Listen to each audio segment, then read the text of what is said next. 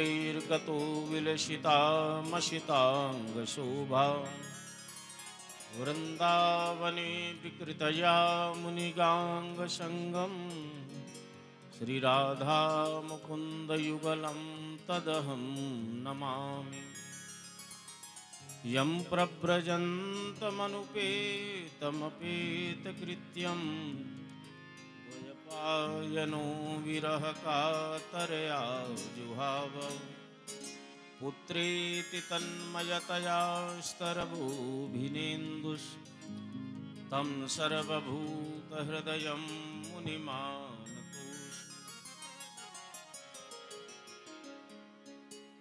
अतुलितबलधामं हेमशैलाभदेहं धनुजवनकृशानं ज्ञानिनामग्रगण्यं सकलगुणनिधानं वानराणामधीशं रघुपतप्रियभक्तं वातजातं नमामि। नारायणं नमस्कृत्य नरं चैव नरोत्तमं देवीं सरस्वतीं व्यासं ततो जयमुदीरये। अखिल कोटि ब्रह्मांड नायक परात्पर परब्रह्म परमात्मा भगवान श्री ब्रजेंद्र नंदनंदन श्याम सुंदर का वांगमय स्वरूप श्रीमद् भागवत महापुराण, जिसके श्रवण का सौभाग्य श्रोता के रूप से श्री जगदीश प्रसाद द्विवेदी जी एवं उनके संपूर्ण चारों पुत्र, इस कथा के शुभ अवसर पर हम आप भी इस कथा के हिस्सा बन करके, भागीदार बन करके इनके साथ पुण्य के सहभागी बन रहे हैं। माँ जगत जननी जानकी मैया की असीम अनुकंपा एवं जगत गुरु रामानुजाचार्य श्री स्वामी जी महाराज के प्रतिफल, ये पुनीत मास मार्गशीर्ष का महीना है। गीता में भगवान कहते हैं मासा नाम मार्गशीर्षोहम। ये जो मार्गशीर्ष मास है, 12 महीने हैं, ये महीना भगवान नारायण का रूप होता है। तो भगवान नारायण के स्वरूप इस पवित्र महीने में भागवत जी की कथा का श्रवण लाभ हमको मिल रहा है। ये निश्चित भगवान की अहेतु की कृपा हम सब पर है। तो भगवान ने ऐसा अनुग्रह किया, इसलिए भगवान श्री को प्रणाम करते हुए हमारा मन पवित्र हो, भगवान की कथा में लगे, इसलिए सब मिलकर के प्रेम से भगवान का नाम संकीर्तन करें और फिर भगवान श्री की कथा का श्रवण करें। भगवान की कथा दिव्य है। दारिद्र दुख ज्वरदाहितानां माया पिशाची परिमर्दितानां संसार सिंधो परिपातितानां क्षेमाय वै भागवतं प्रगर्जति। दारिद्र दुख और जितना भी जीवन का संताप कष्ट है, उसको मिटाने में समर्थवान माया रूपी जो पिशाची दिन रात हमारे पीछे लगी हुई है, उसको दमन करने में श्रेष्ठतम साधन संसार सिंधु परिपातिताना, इस संसार रूपी भवसागर को पार कराने वाली क्षेमाय वै, हमारे कल्याण के लिए ये भागवत गर्जना करती है। कहती कि आप आ जाइए, आपके जीवन से सारे दुख दारिद्र दुर्भाग्य का शमन होगा। माया रूपी जो पिशाची भूत हमारे पीछे है, ये भी हमको छोड़ देगा। ये माया रूपी पिशाची का अंत कर देगी भागवत जी की कथा, और हमारा मोक्ष करेगी। ऐसा भागवत जी गर्जना करती है। तो भगवान श्री का नाम लेते भये, मन पवित्र करते भये हम भागवत जी की कथा में प्रवेश करें। श्रीमन्नारायण नारायण नारायण, श्रीमन्नारायण नारायण नारायण, लक्ष्मी नारायण नारायण नारायण, लक्ष्मी नारायण नारायण नारायण, केशव नारायण नारायण नारायण, केशव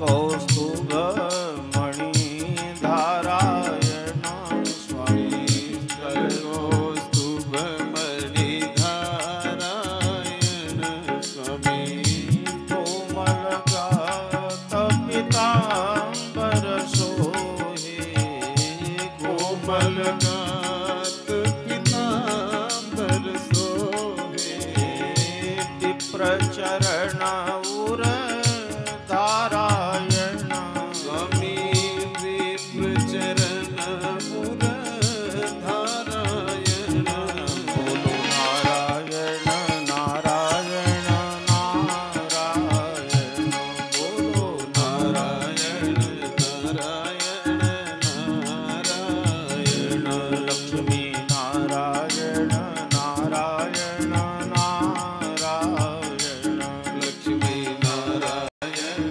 नारायण नारायण कीट मुकुट मकराकृत कुंडल कीट मुकुट मकराकृत कुंडल अद्भुत शोभा धारायण स्वामी अद्भुत शोभा धारायण नारायण के चरण कमल में नारायण के चरण कमल में कोटि काम छवि बारायण स्वामी कोटि काम छवि बारायण नारायण नारायण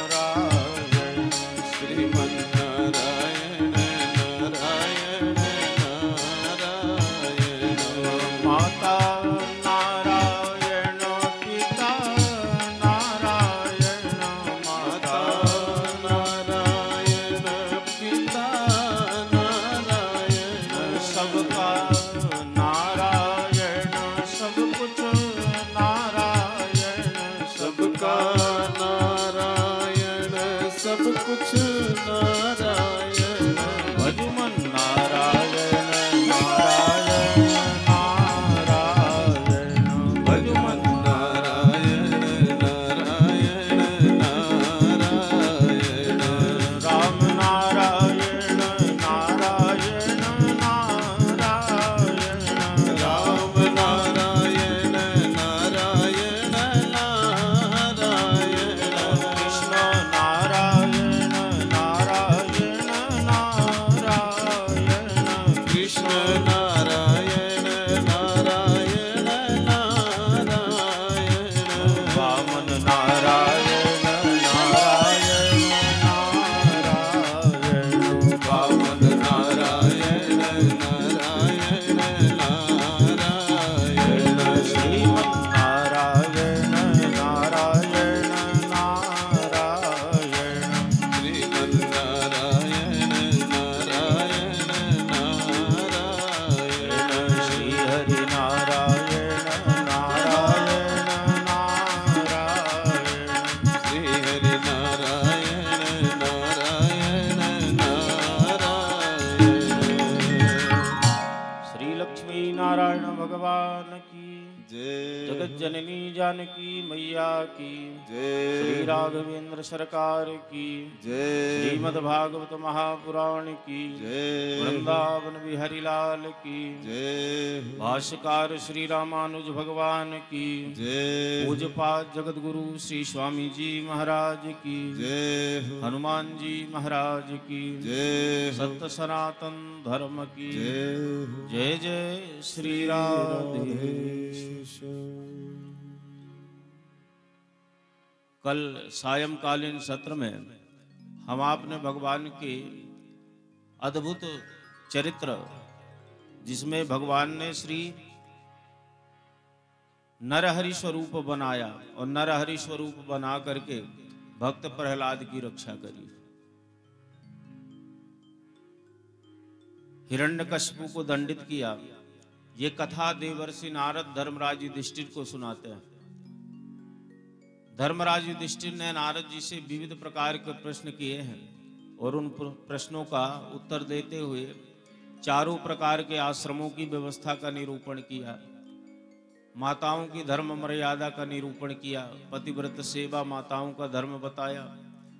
मनुष्यों के लिए जो गृहस्थ जीवन जी रहे हैं उनके लिए सबसे बड़ा धर्म अतिथि सत्कार का, गृहस्थ व्यक्ति का सबसे बड़ा जो धर्म है, पुण्य है, वो अतिथि सत्कार है। अपने दरवाजे में आए हुए व्यक्ति का आदर किया जाए, गृहस्थ के लिए सबसे बड़ा धर्म है। और गृहस्थ व्यक्ति को चाहिए कि खूब धन का संग्रह करे। धन कमाने में और ज्ञान का अर्जन करने में गृहस्थ व्यक्ति को ये विचार नहीं करना चाहिए कि कल मर जाएंगे, काहे के लिए इतना धन जोड़ के रखे, कल तो मर जाना, क्यों बहुत ज्यादा जोड़ के रखे। ज्ञान का अर्जन करने में ये विचार नहीं करना चाहिए कि एक दिन मर जाएंगे, इतना पढ़ लिख के क्या करेंगे। ऐसा विचार गृहस्थ को कदापि नहीं करना चाहिए। अजरामर भक्ताद्यई अर्थम विद्याम च चिंतयेत, अपने आप को अजर अमर मान करके धन और ज्ञान का गृहस्थ को अर्जन करना चाहिए। साधु संत के लिए वैराग्य विरक्ति की बातें हैं, उनको संग्रह नहीं, पर गृहस्थ व्यक्ति संग्रह नहीं करेगा तो कैसे अतिथि सत्कार करेगा, कैसे यज्ञ पूजा करेगा, कैसे दान करेगा, कैसे धर्म का सेवन कर पाएगा। तो धन से ही तो सब कुछ होता है, इसलिए धन का संग्रह होगा तभी तो सब होगा। तो खूब धन का संग्रह धर्म पूर्वक करना चाहिए। संग्रह करते समय चिंतन ये विचार होना चाहिए कि जो धन हम कमा रहे हैं वो न्यायोचित पद्धति से हो, बेईमानी का ना हो, किसी को धोखा दे करके किसी का चोरी का ना हो, ये चिंतन करना चाहिए। क्योंकि जब गलत तरीके से धन व्यक्ति के पास आता है तो वो जाता भी गलत तरीके से। जितना आने में आनंद होता है उससे ज़्यादा जाने में कष्ट होता है, क्योंकि वो धन तो जाता है पर साथ में कोई शारीरिक व्याधि भी दे जाता है। तो इसलिए धन का उपार्जन करने में धर्म का विचार निश्चित करना चाहिए। गृहस्थ व्यक्ति को सदैव संग्रह करते रहना चाहिए। कोई भी वस्तु गृहस्थ के यहाँ निरर्थक नहीं होती, बेकाम की नहीं होती। गृहस्थ जीवन में हर वस्तु का एक दिन उपयोग होता है, इसलिए कुछ भी सामान हो उसका आदर करिए, उसको गृहस्थी में जोड़ करके रखिए। बुद्धिमान व्यक्ति जो है टूटी हुई झाड़ी को भी नहीं फेंकते, उसका भी सदुपयोग कर लेते। झाड़ू टूट जाती है, सीख वाली जो है ना, उसका आगे का भाग घिस जाता है, तो बुद्धिमान जो है उसके नीचे तार बांध करके उसको एक डंडा में डाल देगा, उसको फैला देगा छाता की तरह। उसको रंग बिरंगा रंग करके उसमें कुछ पुष्प वगैरह लगा करके प्लास्टिक के उसको गमला में डाल देगा, किसी पात्र में रख देगा, गुलदस्ता बन जाएगा। तो हर वस्तु उपयोगी है, बस उसका उपयोग हम सही तरीके से करें। लापरवाही गृहस्थ जीवन में कष्ट का कारण बनती है। सदैव संग्रह करना चाहिए, अनावश्यक व्यय नहीं करना चाहिए गृहस्थ को। इमाम संचयशीलो ही कदापि नावसीदति, जो गृहस्थ व्यक्ति जीवन में संग्रह करता रहता है, कुछ न कुछ अपने गृहस्थी में जोड़ता है, वो कभी दुखी नहीं होता। और जो व्यक्ति लापरवाही करता है गृहस्थ जीवन में और फेंकता रहता है, संग्रह नहीं करता, वो व्यक्ति चाहे जितना उसके पास आवे कोई न कोई कमी दरिद्रता बनी रहती है। उदाहरण के लिए एक व्यक्ति ऐसा समझ लिया कि गृहस्थ जीवन में कुछ न कुछ जोड़ना चाहिए, गरीब आदमी था, ये उदाहरण है, हमको समझ में आ जाए बात। तो वो अपने घर जब काम धाम करके लौटता तो रास्ते में जो भी मिलता वो ले जाता अपने घर में। पत्थर मिल जाए, लकड़ी मिल जाए, जो भी मिले उसको ले जाए घर में, रख दे कि एक दिन काम आएगा कोई न कोई। अब एक दिन जा रहा था, उसको रास्ते में कुछ मिला नहीं, मरा हुआ सांप पड़ा था। उसने विचार किया कि आज सांप रास्ते में पड़ा, इसी को घर ले चलते। एक लकड़ी उठाई और मरा सांप ले जा करके घर की छप्पर में डाल दिया। संयोग ऐसा घटित भया कि उसी राज्य की राजा की जो रानी है स्नान करने गई, 9 लखा हार पहनी, तालाब के किनारे रख दी। एक चील आई, चील वो हार को लेकर के उड़ गई। और वो व्यक्ति जिसने मरा हुआ सांप रख रखा था छप्पर में, उसकी छप्पर के पास से निकली तो देखा कि सांप है, तो हार ला करके छप्पर में रख दिया और सांप लेकर के चली गई। राजा को जब पता चला कि हमारी रानी का हार चला गया, रानी बड़ी दुखी है, तो राजा ने डिडोरा पिटवा दिया नगर में कि जो हमारी रानी का हार लेके आएगा उसको 1 लाख का इनाम मिलेगा। अब ये व्यक्ति ने वो नगाड़े की आवाज सुनी, राजा की घोषणा सुनी, घर के बाहर छप्पर में सांप गायब है, हार पड़ा है, ले गया राजा को दे दिया, एक दिन में लखपति बन गया। क्यों बन गया? क्योंकि उसके जोड़ने की आदत थी। ये कोई कहानी नहीं, हमें समझ में आए बात, इसलिए ऐसा कहा जाए। तो एक दिन में उसको इतनी संपन्नता हो गई क्योंकि उसके जोड़ने की, संग्रह करने की आदत थी। तो संग्रही व्यक्ति कभी भी जीवन में दुखी नहीं हो। लापरवाह व्यक्ति के गृहस्थी में कुछ न कुछ कमी बनी ही रहती, चाहे जितना भी आय व्यय हो। इसलिए गृहस्थ को संयम पूर्वक संग्रह करते हुए अपने गृहस्थ जीवन को चलाना चाहिए। जितने भी भारत भूमि के तीर्थ हैं वहां जा करके धर्म यात्रा करनी चाहिए, तीर्थ यात्रा कर दर्शन करना चाहिए, दान पुण्य करना चाहिए। इस प्रकार से गृहस्थ व्यक्ति की मर्यादा का वर्णन करते। माताओं के लिए पति सेवा सर्वोत्तम धर्म बताते। कहते हैं माताओं का सबसे बड़ा धर्म है पति की अपने सेवा करना। मन वाणी कर्म से अपनी पति की सेवा करे, पति में ही ईश्वर देखे, उसकी आज्ञा का पालन करे, उससे माताओं का कल्याण होता है। नारद जी इस प्रकार से धर्मराज युधिष्ठिर को उपदेश करते हैं और विदा लेकर के धर्मराज युधिष्ठिर से प्रस्थान करते हैं। सुखदेव जी परीक्षित जी को यह कथा बता करके कहते हैं कि तुमने कथा सुन ली ना प्रहलाद की। तुम कह रहे थे भगवान दैत्यों से बैर बांध करके उनको मारते हैं और देवताओं का खुल के पक्ष लेते रहते हैं। अब ये बताओ भगवान दैत्य विरोधी होते तो प्रहलाद को क्यों इतनी कृपा बरसाते, क्यों उसको अपनाते? प्रहलाद ने भक्ति करी, प्रेम किया भगवान से, तो भगवान ने उनको प्रेम से भक्त के स्वरूप स्वीकारा, गोद में बिठाया। हिरण्यकशिपु ने बैर बांधा, शत्रुता की, तो भगवान ने इसका उदर फाड़ दिया। तो जो जिस भाव से भगवान को भजता है भगवान उसको उसी रूप से मिलते हैं। भगवान समदर्शी हैं। इसके बाद मनवंतरों का निरूपण करते हैं। स्वयंभुवस्येह गुरु वंशोऽयं विस्तराक्षुता यत्र विश्वसजान सर्गो मनुनन्या वदस्य नः। मनवंतरों का निरूपण करते हुए श्री सुखदेव जी महाराज परीक्षित जी को मनवंतरों की कथा बताते हैं। ब्रह्मा जी का जो एक दिवस होता है, एक दिन, ब्रह्मा जी के एक दिन में 14 मनवंतर होते हैं। ब्रह्मा जी का दिन कितना बड़ा होता है? बोले सतयुग, त्रेता, द्वापर, कलयुग, ये 4 युग एक चतुर्युगी होते हैं। 1000 चतुर्युगी जब बीतती है तब ब्रह्मा का एक दिवस होता है। 1000 चतुर्युगी का ब्रह्मा का एक दिन, और ऐसे 365 दिन का ब्रह्मा का एक साल होता है, और फिर 100 साल की ब्रह्मा की आयु होती है। तो ब्रह्मा के एक दिन में 14 मनवंतर होते हैं और प्रत्येक मनवंतर के अलग अलग इंद्र होते हैं। यानी ब्रह्मा के एक दिन में 14 इंद्र बनते और बिगड़ जाते हैं। इतना बड़ा ब्रह्मा का एक दिन होता है। ये जो मनवंतर है इनके अलग अलग मनु होते हैं, अलग अलग सप्तर्षि होते हैं और अलग अलग अधिष्ठात्र देवी देवता होते हैं। अलग अलग मनवंतर होते हैं। भगवान का इन मनवंतरों में विविध रूप से अवतरण भी होता है। जैसे हम कथाएं सुनते हैं कई कई पुराणों की, तो हमको कथाओं में भेद मिल जाता है ना। शिव पुराण सुने तो शिव पुराण में वर्णन है कि शंकर जी ही श्रेष्ठ है। शंकर जी ने ही सारा जगत बनाया, विष्णु को बनाया, ब्रह्मा को बनाया, देवियों को बनाया शंकर जी ने। ये शिव पुराण। देवी भागवत कहती है कि देवी मूल शक्ति है, देवी के द्वारा ब्रह्मा विष्णु सब महेश बने, उन्होंने ही संसार का सृजन किया। विष्णु पुराण में विष्णु के द्वारा है। तो ये सब कथाओं में भेद प्राप्त होता है। अच्छा, कभी कभी सामान्य जन इसी बात को लेकर के द्वंद्व उपस्थित कर देते हैं कि अलग अलग तरह की बातें, कौन सी बातें सही कौन सी झूठ है। तो सारी बातें सही हैं।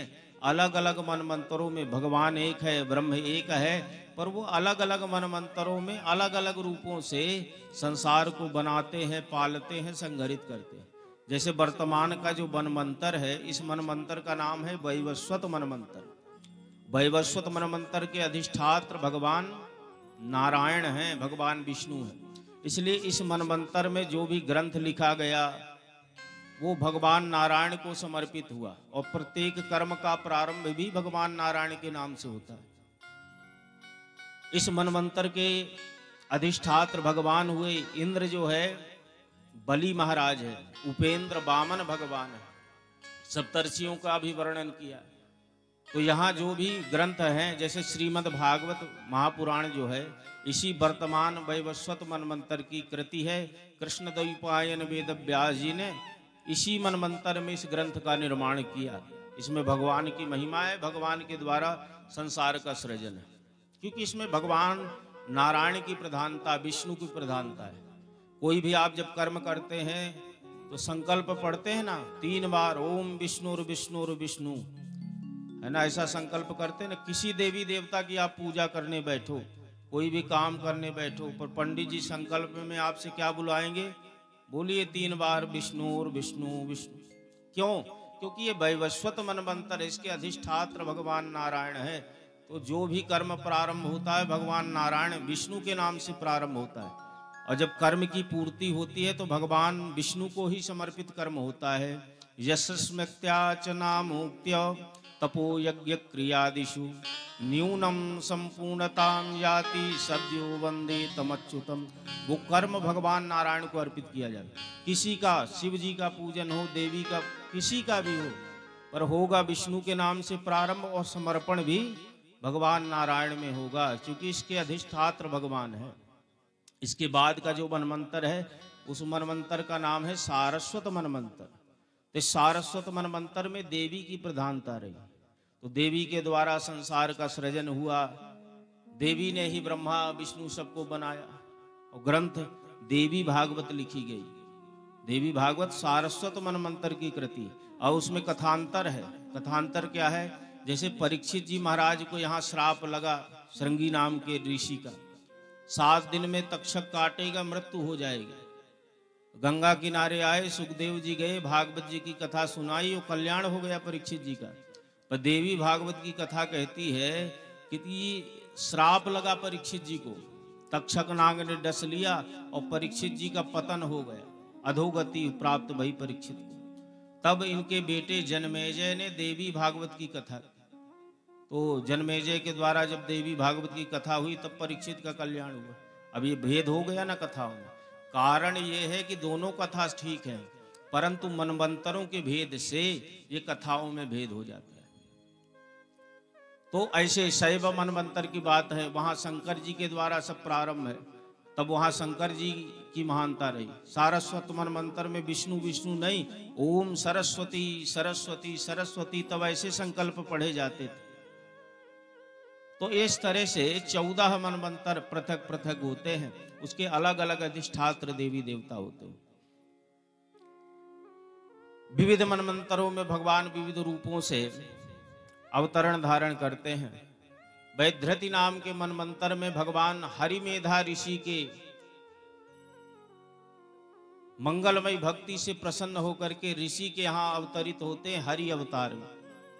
हरिमेधा के यहाँ भगवान का हरि अवतार हुआ, जो गजेंद्रो मोक्षितो ग्रहात, गजराज की रक्षा करी है ग्राह से भगवान हरि ने। परीक्षित जी ने जब ये बात सुनी कि भगवान ने हरि अवतार धारण किया हरिमेधा के यहाँ और गजराज की रक्षा की ग्राह से, तो जिज्ञासा उत्पन्न भई। परीक्षित जी ने हाथ जोड़े, तत्कथास्तु महत पुण्यम धन्यम स्वस्तयनम महत। महाराज वो कथा बड़ी दिव्य है, बड़ी मंगलमय है, उसको सुनने से बड़ा पुण्य मिलता है, तो कृपा करके वो गजराज की कथा हमको सुनाइए।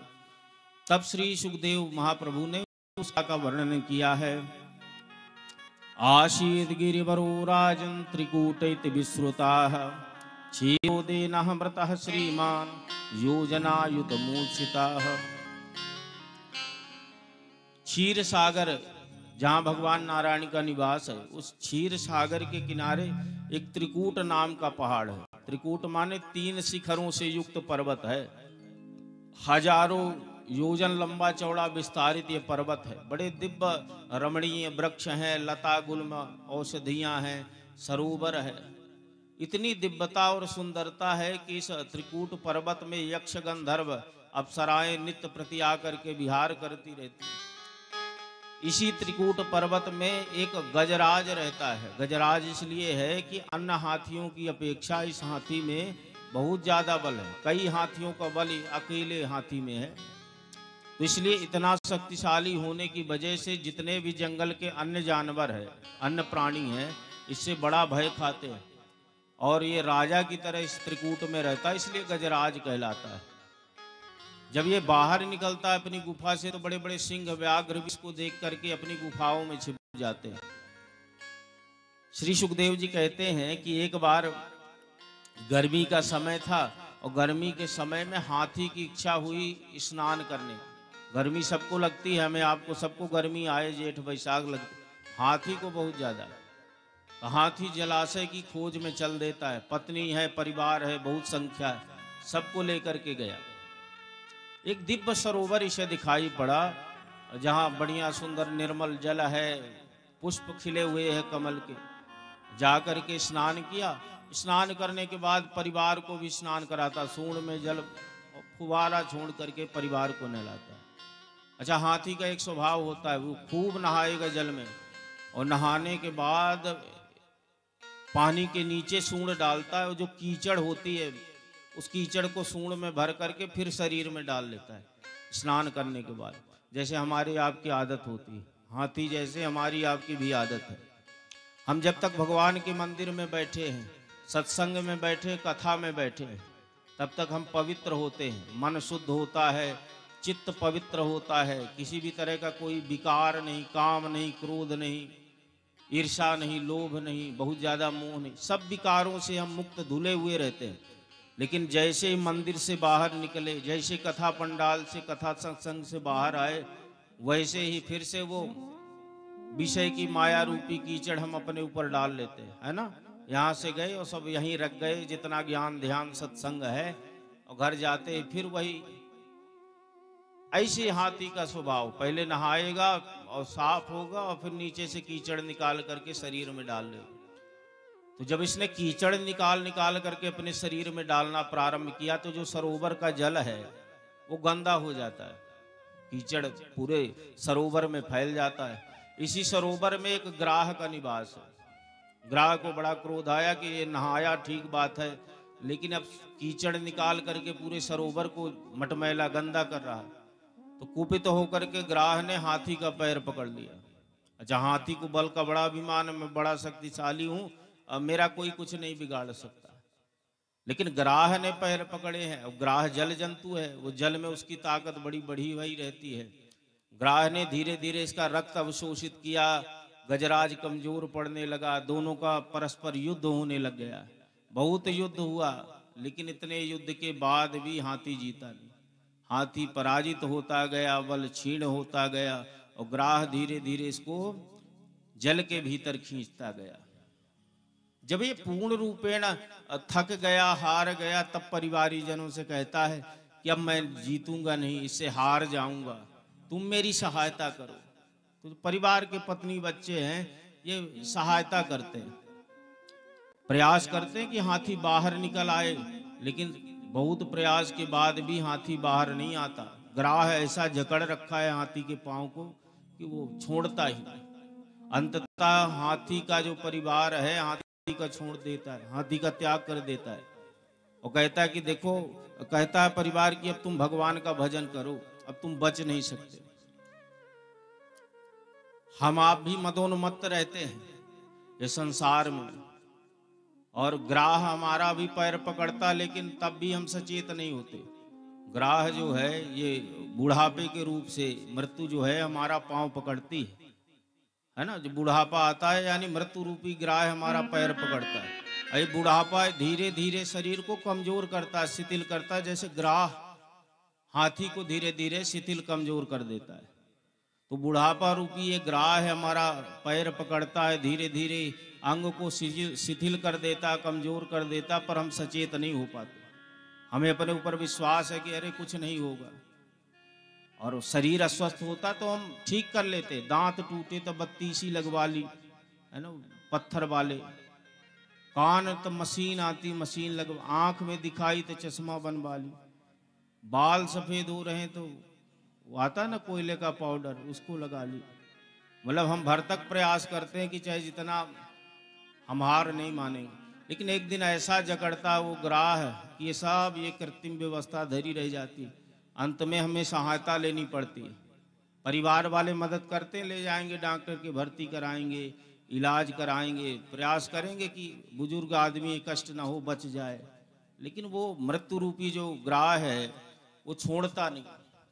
अंततः परिवार वाले कह देते हैं कि बहुत इलाज हो गया, दवाई व्यवस्था हो गई, अब भगवान का भजन करो, बचोगे नहीं तुम।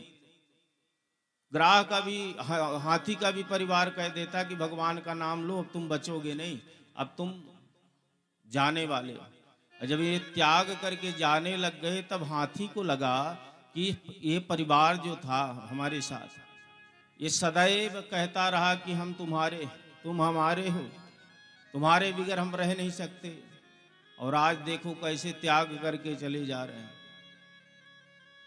अब मैं इनका पराया हो गया।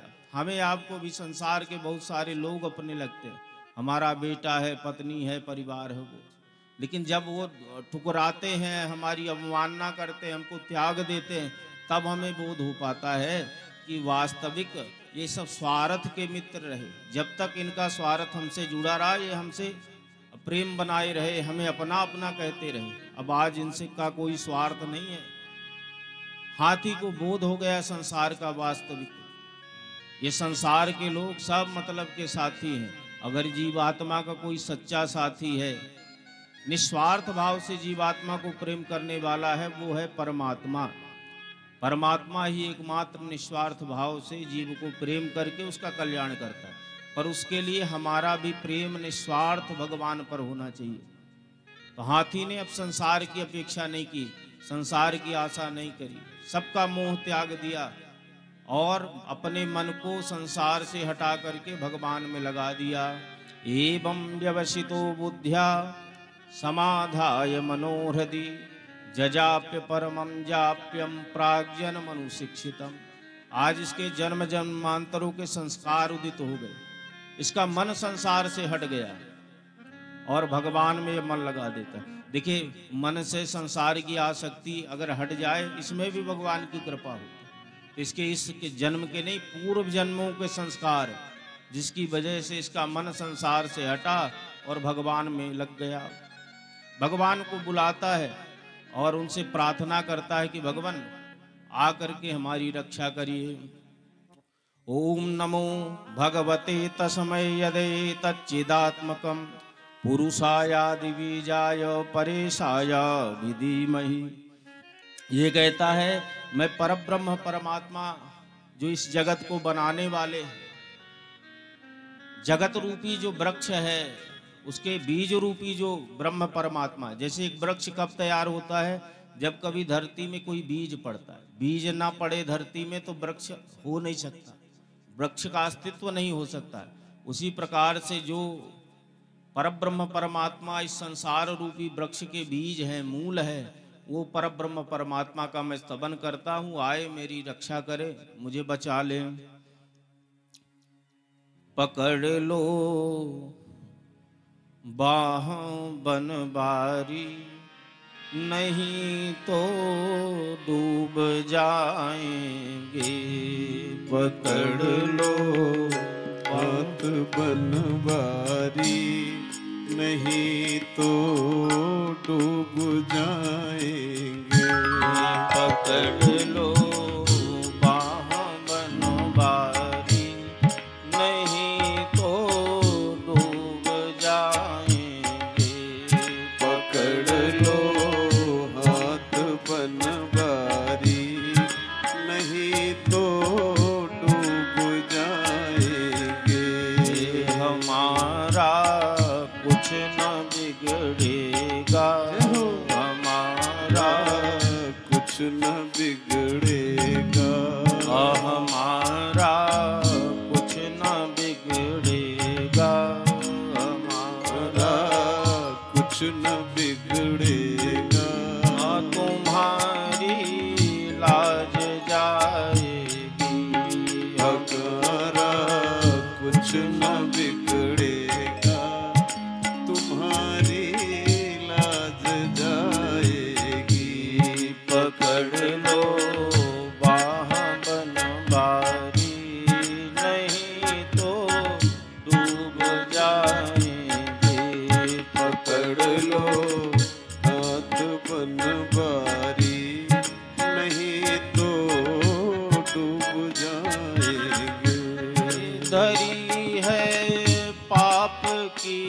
गठरी हमारे सिर पे ये भारी धरी है पाप की गगरी हमारे सिर पे ये भारी धरी है पाप की गठरी हमारे सिर पे ये भारी धरी है पाप की गठरी हमारे सिर पे ये भारी भजन पापों का है भारी भजन पापों का है भारी से कैसे उठाएंगे पकड़ लो हाथ बनवारी नहीं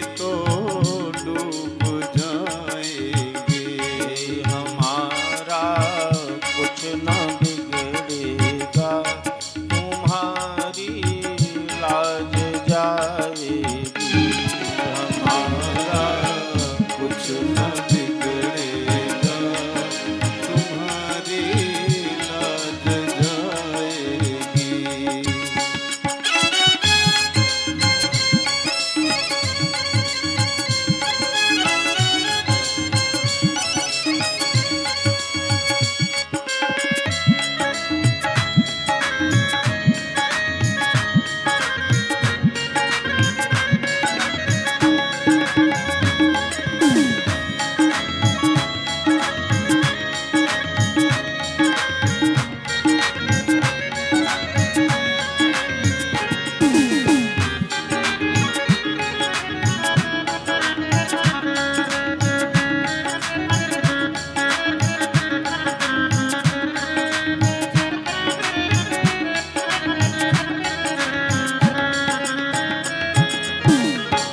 तुम्हारे ही भरोसे पर जमाना छोड़ बैठे हैं तुम्हारे ही भरोसे पर जमाना छोड़ बैठे हैं तुम्हारे ही भरोसे पर जमाना छोड़ बैठे हैं तुम्हारे ही भरोसे पर जमाना छोड़ बैठे हैं जमाने की तरफ देखो जमाने की तरफ देखो जमाने की तरफ देखो जमाने की तरफ देखो इसे कैसे निभाएंगे पकड़ लो हाथ बनवारी नहीं तो डूब जाएंगे हमारा कुछ न बिगड़ेगा तुम्हारी लाज जाएगी हमारा कुछ न बिगड़ेगा तुम्हारी लाज जाएगी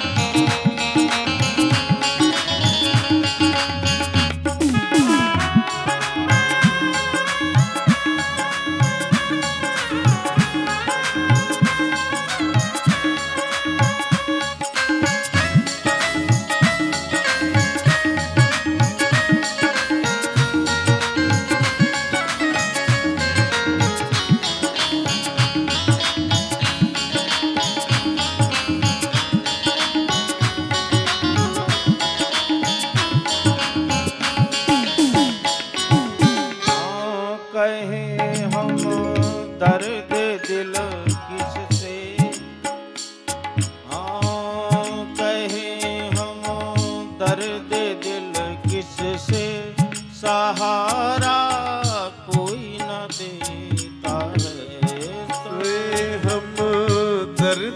दिल किससे सहारा कोई न देता है। कहे हम दर्द दिल किससे सहारा कोई नहीं देगा। कहे हम दर्द दिल किससे सहारा कोई नहीं देता। सुनोगे आप ही मोहन, सुनोगे आप ही मोहन, और किसको सुनाएंगे। लो हाथ बनवारी, नहीं तो डूब जाएंगे।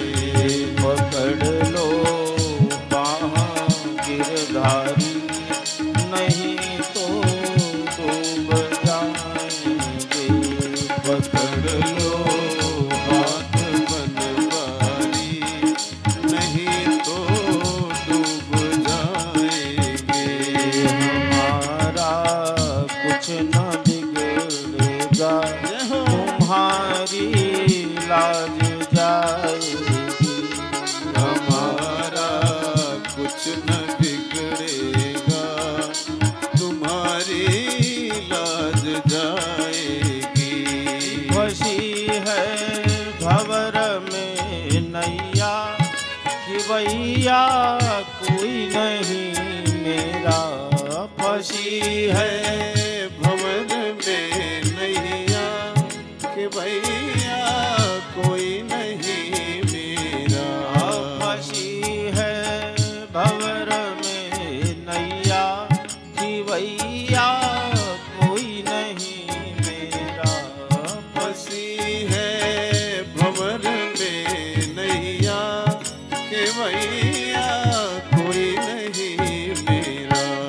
कि भैया आप बन जाओ, कि भैया आप बन जाओ, तो बेड़ा पार हो जाए। पकड़ लो हाथ बनवारी, नहीं तो डूब जाएंगे। पकड़ लो हाथ बनवारी, नहीं तो डूब जाएंगे।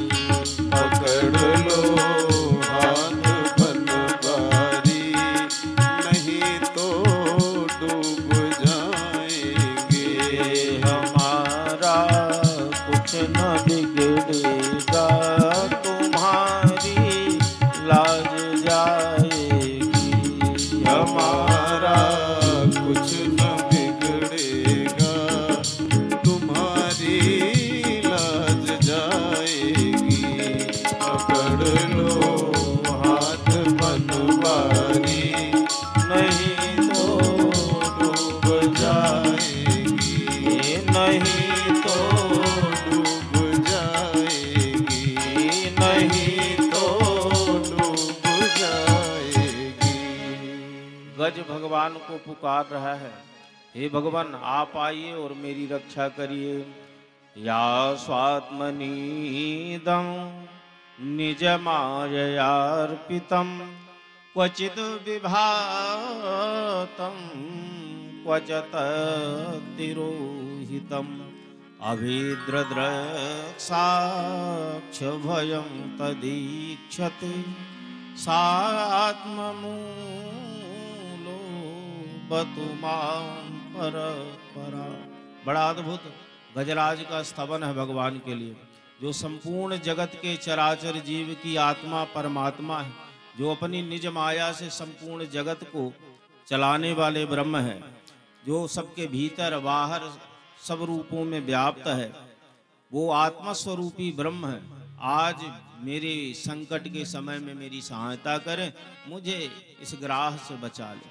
ऐसा गजराज स्तवन करता है, भगवान के चरणों में निवेदन करता है। अच्छा, इसकी स्तुति में, इसके स्तवन में भगवान का नाम नहीं है, ये भगवान का नाम नहीं लेता, ब्रह्मस्वरूपी भगवान को बुलाता है।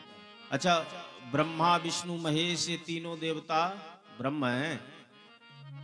और तीनों देवता इकट्ठे हो जाएं, ब्रह्मा विष्णु महेश, तो परब्रह्म है। और गजराज किसको बुलाता है? परब्रह्म परमात्मा को। तो सुखदेव जी कहते हैं कि एवं गजेंद्रम उपवर्णित निर्विशेषम ब्रह्मादयो विविध लिंग विदाभम। ब्रह्मादिक देवता जो ब्रह्म है, ये सब विविध विमानों में बैठे हैं कि गजराज नाम लेगा हम बचाने जाएंगे, लेकिन एक नाम किसी का नहीं लेता अपनी स्तुति में, केवल और केवल ब्रह्म को पुकार रहा, पर ब्रह्म को। भगवान ने चिंतन किया कि सब नाम की प्रतीक्षा में। अच्छा, घटना कहाँ की है? क्षीर सागर की। क्षीर सागर के किनारे त्रिकूट नाम का पहाड़ है। भगवान ने विचार किया कि पड़ोस की घटना है, ये हाथी इतना दिव्य स्तवन करके पुकार रहा है, और देवताओं को समय लग सकता है, पर हमारे तो पड़ोस की बात है, हमें जाना चाहिए। तो भगवान ने गरुण को आदेशित किया। गरुण विलंब कर रहे हैं तो एक चरण भगवान का गरुण के ऊपर और दूसरा भगवान का गज के पास पहुंच गया। भगवान ने देखा कि गजराज डूब रहा है, और गज ने देखा कि भगवान नारायण बचाने के लिए आ रहे। तिल भर सूर्ण जल के बाहर है, डूबने ही वाला है गज।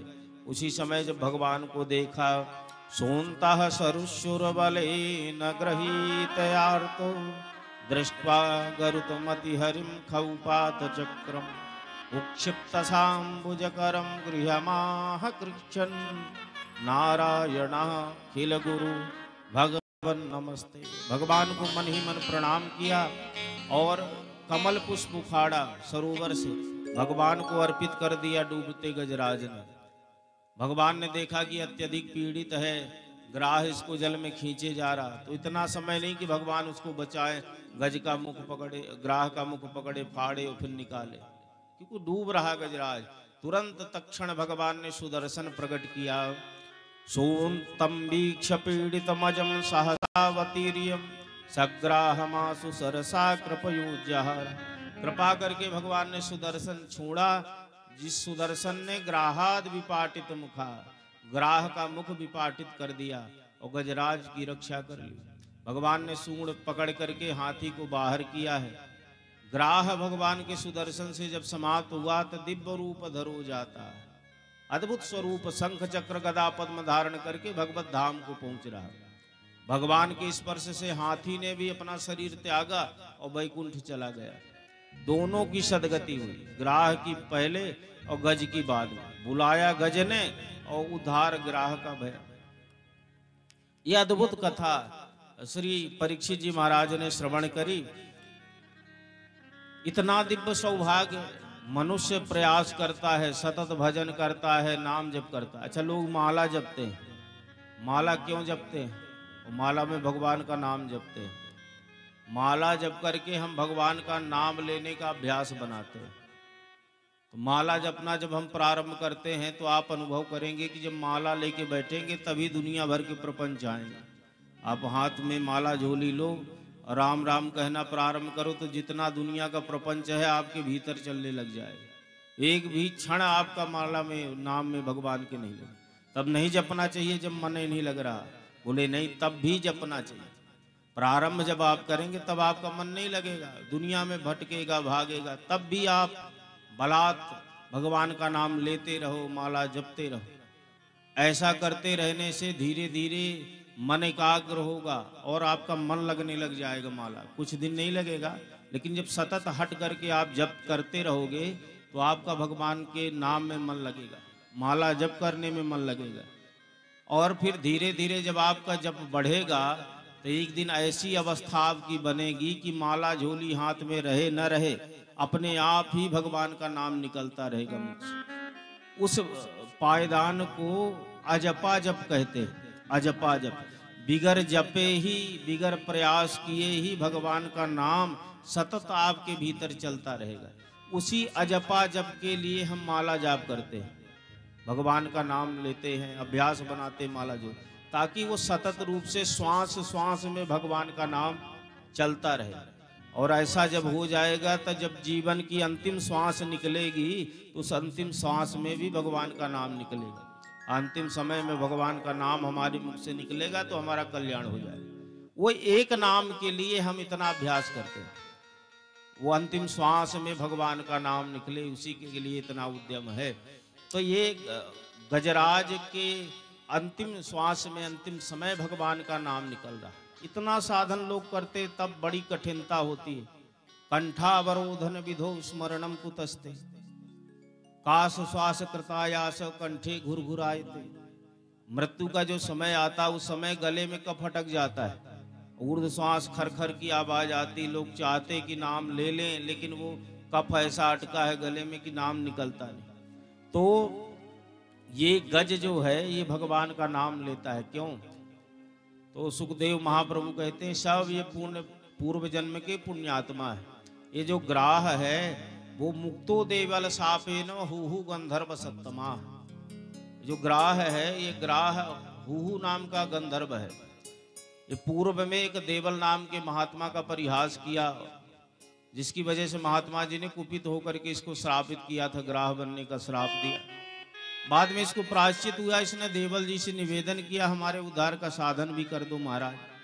तो देवल ने कहा कि तू ग्राह बन करके चरण पकड़ेगा। भाई मगर पांव ही पकड़ता किसी की, तो पांव पकड़ने से क्या होगा? बोले कभी कोई भक्त मिलेगा, भक्त के पांव पकड़ लोगे तो कल्याण हो जाएगा। तुलसी इस संसार में सबसे मिलिए धाय, ना जाने किस भेष में नारायण मिल जाए। कोई संत दिखे, महात्मा दिखे, भगवत भक्त का स्वरूप दिखे, भले वो बनावटी है, ऐसे नकली बनाया हो स्वरूप, आप तब भी उसका वंदन करिए, उसका आदर, उसको प्रणाम करिए। हम कहते आज का समय विपरीत है, अच्छा नहीं है, संत महात्मा अच्छे साधक कम मिलते हैं, लेकिन हैं ऐसा तो है नहीं। तो आप 100 मिलेंगे, 100 का वंदन करेंगे, आदर करेंगे, 100 में 1-2 भी अगर आपको उत्तम मिल गए, अच्छे मिल गए और उनका आपने वंदन कर लिया तो कल्याण हो जाएगा। तो तुम चरण पकड़ते रहना, बस आदर करते रहना, पांव पकड़ते रहोगे, कभी कोई भक्त मिलेगा और उसके चरण पकड़ोगे, कल्याण हो जाएगा। तो ये भगवत भक्त है गजराज, इसने चरण पकड़े आज भक्त के। तो भक्त का जो चरण पकड़ता है, भगवान अपने भक्त से पहले उस भक्त के भक्त का कल्याण करते हैं। इसीलिए अपना जो संप्रदाय है रामानुज संप्रदाय, इसमें दासानुदास की परंपरा है। जानकी मैया का बहुत सारा परिकर है यहाँ पे। तो अपना जो संप्रदाय है वो दासानुदास की परंपरा का है, सीधे भगवान से संबंध नहीं स्थापित करता, मध्यस्थता लेता आचार्य की, गुरु की, संत की, उनकी मध्यस्थता प्राप्त करके तब भगवत प्राप्ति करता है। हम भगवान के दास नहीं, हम दासानुदास। हम भगवान की जो सेवा में रक्त भक्त जन हैं, हम उन भक्तों के सेवक हैं, उन भक्तों के उपासक। दासानुदास की परंपरा है अपने संप्रदाय की। और आचार्याभिमान कल्याणार्थ आवश्यक होता है। कैसा आचार्याभिमान होना चाहिए कि हम फला गुरु के शिष्य है ना, हमारे जो स्वामी जी हैं, हमारे जो गुरु हैं फला हैं, बड़े श्रेष्ठ हैं, हम उनके शिष्य हैं। वयंतु श्रृंखला लगना रामानुज महामुनि। हमें इस बात का गर्व होना चाहिए कि हम उस पवित्र श्रृंखला के हैं जिसमें रामानुज स्वामी जी भय, उस रामानुज संप्रदाय की दिव्य परंपरा की हम एक कड़ी हैं, हम एक अंश हैं।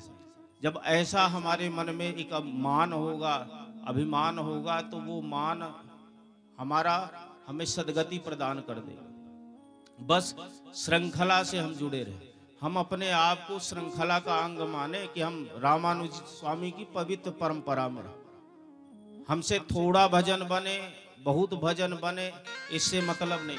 जितना समय भजन बनेगा, लेकिन हम श्रृंखला का त्याग न करें। हम ये सदैव माने कि हम वैष्णव हैं, हम रामानुज संप्रदाय के। इससे कल्याण हो जाएगा। कैसे? मान लीजिए कि कोई ट्रेन जा रही है यहाँ से बंबई। अच्छा, ट्रेन जो जा रही है उसमें कई तरह की बोगियां लगी रहती है। जर्नल बोगी आगे पीछे रहती, फिर रिजर्वेशन डिब्बे, कुछ एसी वाले, एसी में भी कई कैटेगरी है, सामान्य है, विशिष्ट है और मध्यम दर्जे की है।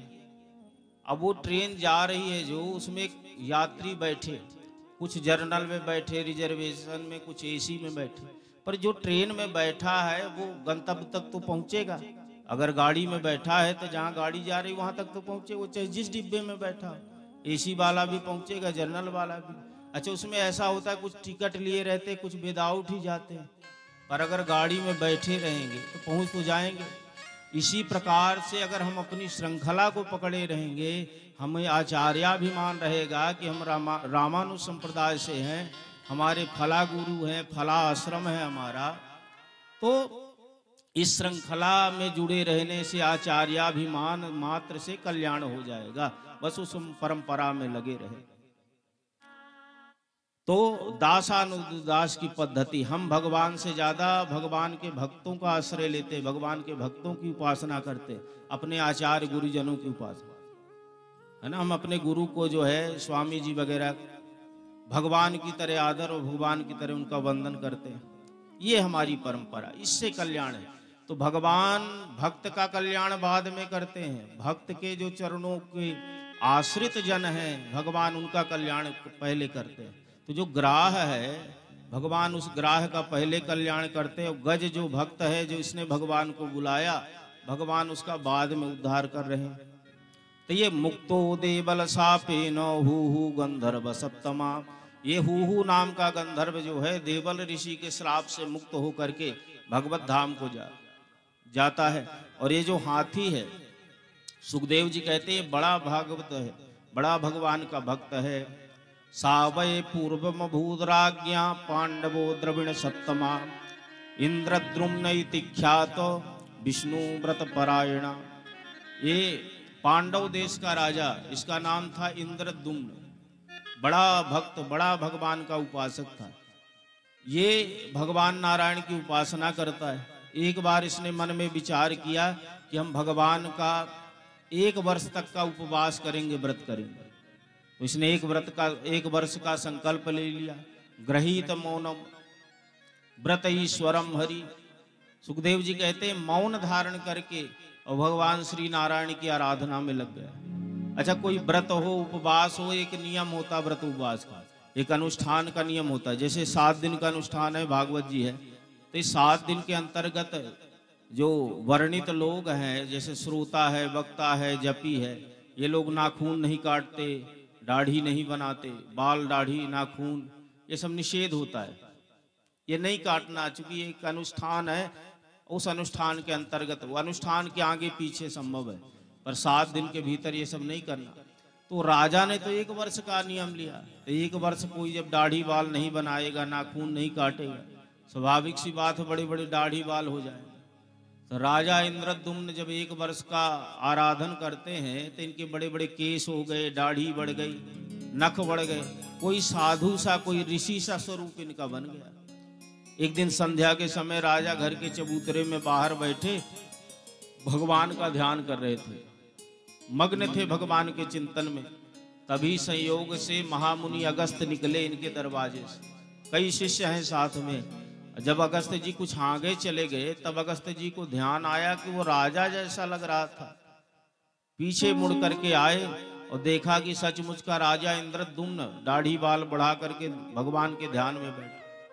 अगस्त जी को लगने लगा कि ये स्वयं को सिद्ध महात्मा समझता है, हम इसके सामने से निकल रहे हैं, एक राजा है, क्षत्रिय, इसकी मर्यादा है, कोई संत सामने से जाए तो ये उठे, आदर करे, प्रणाम करे, वंदन करे। हम इसके सामने से निकल रहे, ये हाथी के जैसा अभिमान लिए बैठा घर के दरवाजे। ये संस्कार नहीं है। कभी श्रेष्ठ व्यक्तित्व हमारे सामने से गुजरे, कोई संत निकले, महात्मा निकले, तो हमें बैठे नहीं रहना चाहिए कि हम कुर्सी लगाए बैठे रहे अपने खटिया में। वो संत को देख करके हमें अपना आसन त्याग कर देना चाहिए। वो संत निकल जाए फिर बैठ जाए, पर 2 मिनट के लिए आदर देने के लिए आसन का त्याग करना चाहिए। तो इसने आसन का त्याग नहीं किया, एक महात्मा इसके सामने से निकले। तो अगस्त जी को ऐसा भ्रम हुआ कि अहंकार में इसने ऐसा किया, इसलिए हाथी होने का श्राप दे दिया कि जा तू एक संत का आदर नहीं करता, तेरे दरवाजे से महात्मा निकला, तू हाथी जैसा बैठा है, तो हाथी बन जा। इसकी समाधि टूट गई, ध्यान भंग हो गया। कभी इसने बात नहीं की, 1 वर्ष का नियम है, लेकिन जब श्राप लग गया तब इसने बात की अगस्त जी से। कहता है कि महामुनि आपने अनजाने में हमें श्राप दे दिया, हमने 1 वर्ष का नियम लिया, दाढ़ी बाल बढ़ गए और मौन था, इसलिए हम बात भी नहीं कर सकते, और जब आप निकले तो हम ध्यान में थे। अगस्त जी को लगा अनजाने में ही सही, लेकिन एक भक्त को हमने श्राप दे दिया। अगस्त्य जी ने कहा कि देख भाई, श्राप तो वापस नहीं हो सकता, लेकिन हम तुझे एक वरदान देते हैं कि जब भी तेरे जीवन का अंतिम काल, अंतिम समय आएगा, तुझे भगवान का स्मरण होगा और तेरा कल्याण हो जाएगा। तो अगस्त्य जी के श्राप से इंद्रद्युम्न हाथी बन गया, और जब जीवन का अंतिम समय आया तो भगवान नारायण का ध्यान स्मरण करके भगवत प्राप्ति करता है। संत के आशीर्वाद से, भगवत उपासना से ये गजराज ने जीवन के अंतिम समय भगवान का ध्यान किया और इसका कल्याण हुआ। तो भगवत प्राप्ति में हमारा भजन ही सहायक होता है। संयोग बनते हैं, कारण बनते हैं, पर मूल में भजन होता है, तभी भगवान मिलते हैं। भजन अनिवार्य है भगवत प्राप्ति के लिए। श्री वृंदावन बिहारी लाल की। इसके पश्चात कथा कहते हैं, सुखदेव महाप्रभु की एक बार महामुनि दुर्वासा भगवान वैकुंठनाथ का दर्शन करने जाते हैं। वैकुंठ प्रणाम किया दुर्वासा जी ने। भगवान बड़े ब्राह्मण को आदर देने वाले, संत को आदर देने वाले। भगवान ने वंदन किया दुर्वासा का। तुलसी की माला भगवान को बड़ी प्रिय है, धारण किए थे तो निकाल करके गले से और दुर्वासा जी को दे दिए। बड़ा प्रसन्न दुर्वासा, भगवान ने इतनी कृपा करी कि अपने गले की माला हमको दे दी। प्रणाम किया भगवान को, माला लेके प्रसन्न होके चले। अब रास्ते में जब पहुंचे दुर्वासा जी तो इंद्र आ रहे थे, इरावत हाथी पे बैठे, और रास्ते पे भेंट हो गई। तो इंद्र ने दुर्वासा को देख करके प्रणाम किया। जब प्रणाम किया तो दुर्वासा बड़ा प्रसन्न हुए। इतना बड़ा देवताओं का, स्वर्ग का राजा इंद्र, और कितना संस्कारवान है कि एक महात्मा को देखा तुरंत प्रणाम करता है। ये संस्कार की बात है। गले से माला निकाली भगवान की प्रसादी और तुरंत इंद्र को दे दी। ले बच्चा, ये भगवान का प्रसाद है। इंद्र ने हाथ में लिया और फिर हाथी के मस्तक में रख दिया। विचार किया कि धरती का एक समान सा साधु, इसको हमने प्रणाम क्या कर लिया, इसने गले की उतारन माला अपनी निकाली और हमको दे दी। तो राजसी मद में इसने हाथी के सिर पे रख दिया। अब हाथी पशु है, हाथी ने सूंड में लपेटा और माला तोड़ दी। दुर्वासा जी का स्वभाव जगत विदित है, नाक में गुस्सा धरी रहती बाबा।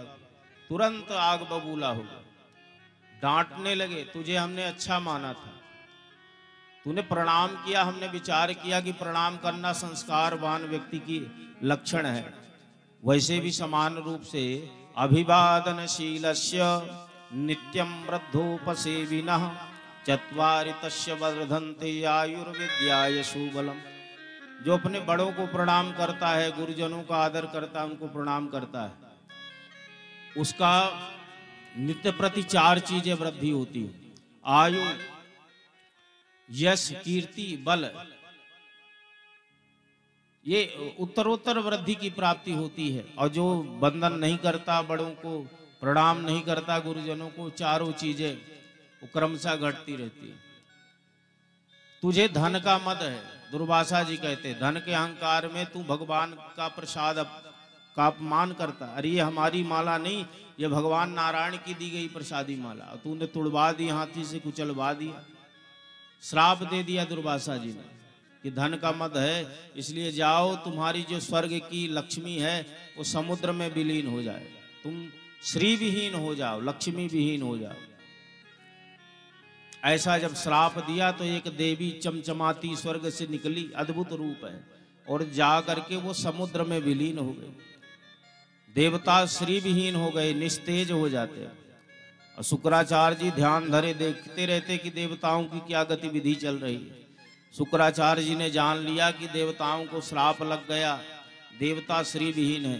तुरंत अपने चेलाओं को जोड़ लिया राक्षसों को, और कहा कि देवता श्री विहीन है, जाओ स्वर्ग में चढ़ाई करो। बलि जी महाराज सेना नायक बन करके स्वर्ग में चढ़ाई किए, और श्री विहीन देवता, श्रापित देवता कितना समय युद्ध करे, सबके सब देवता पराजित हो गए, और बलि का, दैत्यों का राज्य हो गया स्वर्ग। देवता कंदराओं में भटकते हैं, रोते हैं, बिलखते हैं।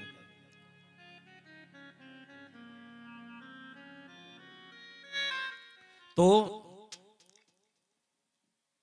जब इनका कष्ट बढ़ा, ब्रह्मा जी के पास पहुंचे। ब्रह्मा जी भगवान नारायण के पास ले गए। भगवान नारायण ने कहा कि तुम्हारी लक्ष्मी गई है समुद्र में, तो ये तुमको समुद्र से ही प्राप्त होगी। कैसे? बोले समुद्र का मंथन करिए, आपको लक्ष्मी मिलेगी, साथ में अमृत निकलेगा और भी कई द्रव्य निकलेंगे, अमृत को पीने से अमर हो जाओगे, फिर तुम्हें राक्षसों का भय नहीं रहेगा। कैसे करना होगा? भगवान ने कहा संसार की सारी औषधियां समुद्र में डालो, मदराचल पर्वत की मथानी बनाओ, वासुकी नाग की रस्सी बनाओ और दैत्यों का सहयोग लेकर के समुद्र का मंथन करो। इंद्र ने कहा कि भगवान और सब बात अनुकूल है, पर राक्षसों का सहयोग बड़ी कठिन बात है। ये राक्षस हमारा सहयोग करने वाले नहीं, ये तो विरोधी है हमारे। भगवान ने कहा नीति जो है वो बड़े से बड़ा काम नीति से बन जाता है। नीतियां इसीलिए बनाई गई हैं कि असंभव भी व्यक्ति कर पाए। नीति क्या है? साम दाम दंड भेद, ये 4 नीति है। साम माने सम्मानित नीति, हाथ जोड़ करके मृदुता से नम्रता से अपने अच्छे स्वभाव से जो व्यक्ति काम बनवा ले उसको साम नीति कहते हैं, है ना। बहुत सारे लोग प्रेम से ही बहुत सारे काम करवा लेते हैं। दाम नीति है, नहीं 100 रुपए दे दो जल्दी काम हो जाएगा, ये दाम नीति है। धन के प्रलोभन से कोई कार्य करा लेना। दंड है, भय दिखा करके नहीं करेंगे उसका काम तो पता चले कि, तो वो भय वाला जो है वो दंड नीति है, भय के माध्यम से कोई काम बनवा ले। और चौथी नीति है भेद नीति। जब शत्रु बड़ा प्रबल हो और कोई नीति काम न करे तब भेद नीति। भाई प्रबलता कब होगी? जब संगठन होगा शत्रु में, संगठन ही बल होता है। तो जब संगठित होता है शत्रु आपस में तब वो प्रबल होता है। तो वहाँ फूट डाल दी जाए, उनमें भेद पैदा कर दिया जाए, कमजोर हो जाएगा, वो सहज रूप से पराजित हो जाए। तो ये 4 नीतियां हैं। भगवान कहते हैं तुम भी नीति का प्रयोग करो। कौन सी नीति? बोले अहिमूषक वज्जेव हर्तस्य पदवीं गतो अमृतोत्पादने यत्न क्रियता मां विलंबितम। भगवान कहते हैं सांप जो है चूहे को मामा बनाता है। काहे के लिए? पिटारी से निकलने के लिए। मांस की पिटारी सांप निकल नहीं सकता, लेकिन चूहा को मामा बनाता है सांप कि निकाल दो, तुम हमारे मामा रिश्तेदार हो आज से। अब ये चूहा बड़ा अभिमान में कि हम विशिष्ट बन जाएंगे, जिस सांप को सब चूहा डरते हैं उस सांप के हम मामा बन जाएंगे। तो मामा के चक्कर में काट दिया पिटारी और सांप निकल करके चूहे को खा जाता है। तो भगवान कहते बस यही नीति अपनाओ, सहयोग लो दैत्यों का, जब अमृत प्राप्त हो जाए तो चूहे की तरह निगल जाना। बलि जी महाराज के पास देवराज इंद्र गए, प्रणाम किया। बलि बड़े धर्मज्ञ हैं, राक्षस लेकिन धर्मज्ञ। दरवाजे पे आए हुए का सम्मान करते, बैठाया, आने का कारण पूछा, सारी बात इंद्र ने बताई। बलि ने कहा दरवाजे में आए हो इसलिए हम ना नहीं करेंगे, पर एक शर्त है, अमृत मंथन में, समुद्र मंथन में जो भी द्रव्य पदार्थ निकलेगा 1/2 के अधिकारी होंगे, आधे आधा हिस्सा होगा दोनों का। बोले ठीक है। तो पहले क्या करना है? बोले पहले पहाड़ को लेकर के आना है, जो मदराचल पहाड़ है उसको लेके आना। चलो, तो गए देवता और दैत्य मिल करके मदराचल पर्वत लाने। उखाड़ लिया और उखाड़ करके लेके चले। अच्छा, दैत्य कौन? दैत्य जो हर काम में बेईमान हो, दैत्य है। जो हर काम में घपला करे, बेईमानी करे, गड़बड़ करे। दैत्य ने विचार किया कि इतना बड़ा पहाड़ है, उठा के चलना पड़ रहा है। एक राक्षस सोच रहा है कि अगर हम न उठाएं, अपना बल न लगाएं, क्या फर्क पड़ता, इतने सारे लोग तो उठाए, हम बचे रहेंगे काम से और बस इशारा दिए चलते रहे। एक दैत्य ने सोचा, उसने बल हटा लिया और झूठ का अभिनय हाथ लगा करके चल रहा है। अच्छा, एक राक्षस ने नहीं, सब राक्षसों ने ऐसा ही सोचा कि मतलब हमें उठाने की क्या जरूरत, इतने सारे लोग उठा रहे हैं, हम बस इशारा करके चले, पहाड़ तो अपने आप चला जाएगा। जब सारे दैत्यों ने बदमाशी करी तो विशाल पहाड़ गिर गया नीचे। सब नीचे पहाड़ के, किसी के हाथ टूटा, किसी का मुंह टूटा, किसी का पैर टूट गया। सब चिल्ला रहे हैं बचाओ। भगवान नारायण प्रगटे।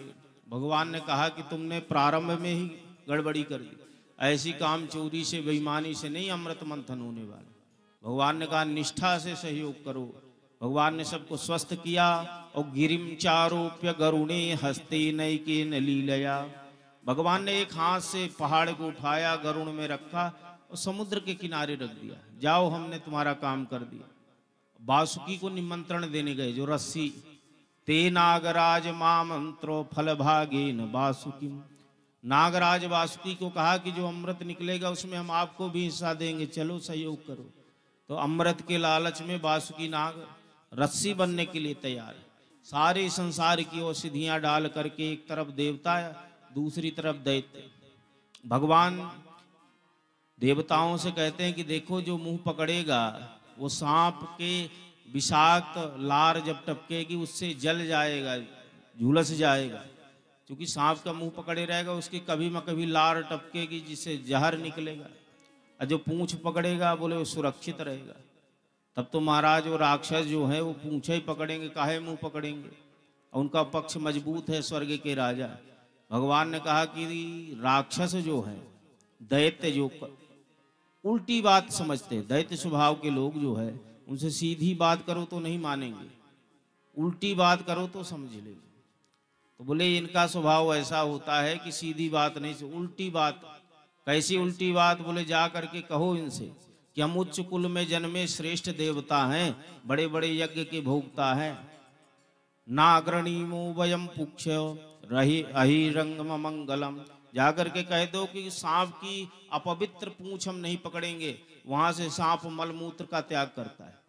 तुम राक्षस हो नीच कुल के तो सांप का पूंछ पकड़ो जहां से सांप गंदगी छोड़ता है। जाकर के देवताओं ने कह दिया तुम राक्षस हो नीच कुल के हो, हम देवता हम मुख पकड़ेंगे, मुख पवित्र है, तुम पूंछ पकड़ोगे ये सांप की जो गंदी जगह। राक्षस सब नाराज हो गए, हमको नीच कहते हो, हमारे सहयोग लेते हो, हमको गंदी जगह पकड़ाते हो।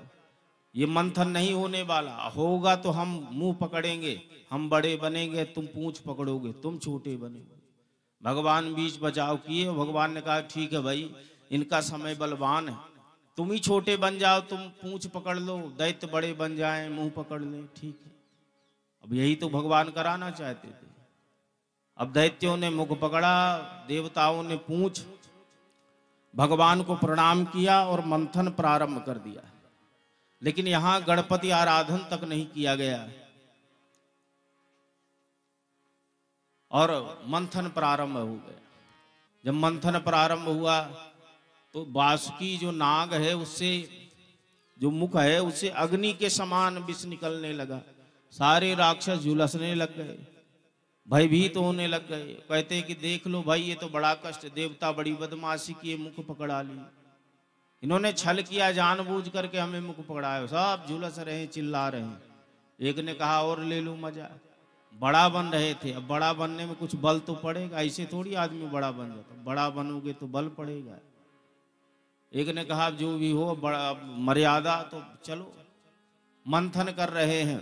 और इस मंथन में विघ्नमया जो पर्वत है वो पर्वत जल में डूबने लग जाता है। सारे देवता घबरा गए, भगवान को बुलाते हैं। बिलोक विघ्नेश विधिम तदेश्वरो दुरंत वीर्यो वितता विसंधि कृत्वा बपू कक्षप मदभूतम महत प्रविशतोयम गिरिमुज्जहारा। भगवान ने इस विघ्न को देखा और दूर करने के लिए बृहद कचूहे का स्वरूप धारण किया और जल के भीतर जाकर के अपनी पीठ के ऊपर मदराचल पर्वत को धारण कर दिया। अच्छा, देवताओं को बड़ा चंबा, जो पहाड़ अभी डूब रहा था वो रुक कैसे गया जल के ऊपर। भीतर गए, विशाल कचूहा की पीठ में पहाड़ रखा। कचूहे ने मुख खोला, मुख के भीतर शंख चक्र गदा पद्म धारण किए भगवान नारायण विराजे। बोले कक्षप नारायण भगवान की जय। कचूहे का स्वरूप धारण करके भगवान ने देवताओं की सहायता की। अब फिर से मंथन जब प्रारंभ हुआ तो इस बार मंथन में सबसे पहले हलाहल विष उत्पन्न होता है और ये इतना तीव्र जहर है, इसकी ऐसी झार निकल रही है जिससे जलचर थलचर नभचर सब व्यथित हो जा रहे हैं। किसी ने जार पिया नहीं, लेकिन इसकी जो झार है वही इतनी तीव्र है। सब भगवान की शरण में आए, भगवान आप इस हलाहल विष से हमारी रक्षा करो। भगवान ने कहा कि देखिए हर बार हमने आपकी सहायता की, पर इस विषय में हम आपकी सहायता नहीं कर सकते। अरे कभी और भी देवताओं के पास चले जाओ। किसके पास जाएं? बोले शंकर जी के पास जाओ, जार वाला डिपार्टमेंट वहाँ, सांप है बिच्छू है सब कुछ। वहां जाकर के उनसे कहो, उनको जहर की आवश्यकता हो सकती है, भगवान को तो 56 भोग लगाए जाते हैं। सब जा करके देव देव महादेव भूतात्मन भूत भावना त्राहि नाम शरणापन्नो त्रैलोक दहनात्। सब ने शिव जी की शरण ग्रहण की। हे देवों के देव महादेव त्राहि माम त्राहि माम, त्रिलोकी को दग्ध करने वाला कालकूट विष, आप हमें उस विष से बचाएं। भगवान शंकर जी ने कहा अच्छा चले आए, अभी तक तुम्हारा रता पता नहीं, अब जहर निकला तो हमारे पास आए, अभी तक कहाँ थे? बोले भगवान नारायण ने सहयोग किया, समुद्र मंथन कर रहे थे, विचार किया कि भाई मंथन में जो पहला सामग्री निकले वो भगवान को चढ़ा दे शंकर जी को। शंकर जी मुस्कुराए, छलियाओं, जहर निकल आया तो हमको चढ़ाने चले आया, और ईमानदारी से बता दो अमृत निकल आता तो कहते कि चलो शंकर जी को चढ़ाए। तो ये बदमाशी हमसे तुम करने आए हो, इतना स्वार्थपना ठीक नहीं है। देवताओं ने कहा कि भगवान यही तो हम में और आप में अंतर है, हम स्वार्थ से युक्त हैं, अपना बस काम देखते हैं, इसीलिए लोग देवता हमको कहते हैं, हम देव कहलाते हैं। और आप परमार्थ करते हैं, जगत का कल्याण करते, इसीलिए लोग आपको महादेव कहते हैं। आप भी देव हो पर परमार्थवादी हैं आप, इसीलिए लोग आपको महादेव कह करके वंदन करते। प्रसन्न हुए भगवान भोलेनाथ। भगवती पार्वती से अनुमोदन लेकर के, स्वीकृति लेकर के भगवान महादेव आए। पूरे समुद्र के ऊपर जहर फैला है, किसी बर्तन पात्र में जहर नहीं था, समुद्र के ऊपर जैसे दही मथो तो पूरा पात्र के ऊपर मक्खन तैरता है, ऐसे पूरे समुद्र के ऊपर जहर तैर रहा था। भगवान ने विशाल स्वरूप बनाया, और विशाल स्वरूप बना करके दोनों हाथ फैला लिए, समेट दिया पूरे विश्व को। तथा करतली कृत्य, करतली बना करके ले लिया सारे जहर को, और एक घूंट में तथा करतली कृत्य व्यापिहाला हलम भजम अभक्षयन महादेव कृपया भूत भावना। अभक्ष का भगवान भक्षण कर रहे हैं, जो ना पाने योग्य है उसको भी पा ले रहे हैं। क्यों? बोले कृपया भूत भावना, संसार के जीवों का कल्याण हो जाए, इसलिए भगवान महादेव जहर का भी पान करते हैं। वो जहर गले में जाकर के शंकर जी के रुक गया। यच्चकार गले नीलम, शंकर जी का स्वरूप सफेद कर्पूर गौरम। जब जहर गले में रुका तो कंठ नीला पड़ गया। अद्भुत आभूषण शंकर जी के मानो प्रकट हो गया कंठ के ऊपर।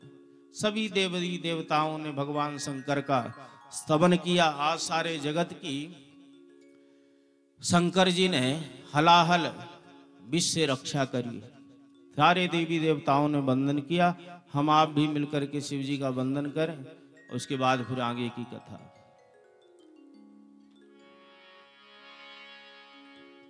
कैलाश के निवासी नमो बार बार हूँ। कैलाश के निवासी, कैलाश के निवासी नमो बार बार हूँ, नमो बार बार हूँ।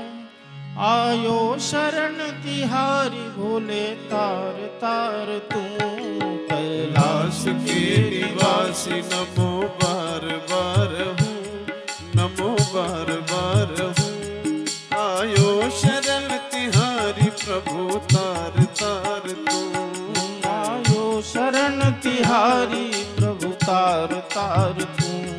कैलाश के निवासी नमो बार बार हूँ, नमो बार बार हूँ। आयो शरण तिहारी प्रभु तार तार तू। कैलाश के निवासी नमो बार बार हूँ, नमो बार बार हूँ। आयो शरण तिहारी भोले तार तार तू। आयो शरण तिहारी प्रभु तार तार तू। आयो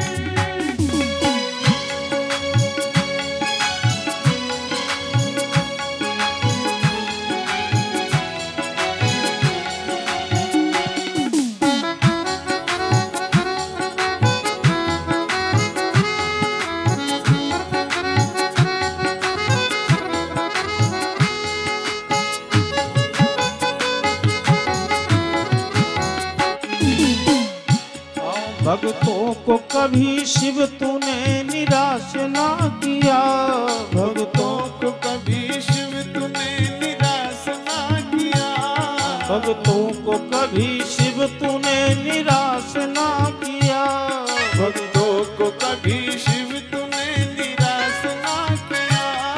मांगा जिन्हें जो चाहा वरदान दे दिया, मांगा जिन्हें जो चाहा वरदान दे दिया। बड़ा है तेरा दायरा हो, बड़ा है तेरा दायरा, बड़ा दातार तू, बड़ा है तेरा दायरा, बड़ा दातार तू। आयो शरण तिहारी भोले तार तार तू, आयो शरण तिहारी भोले तार तार तू।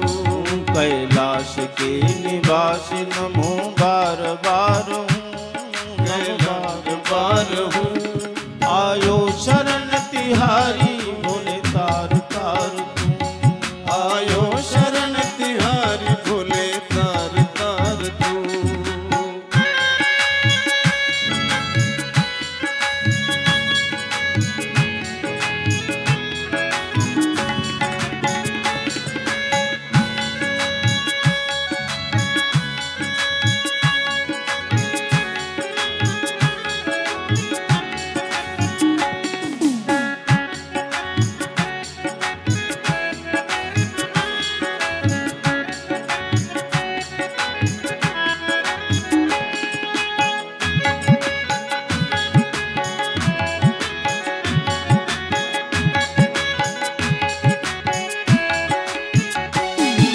बखान क्या करूं मैं राखों की ढेर का, बखान क्या करूं मैं राखों की ढेर का।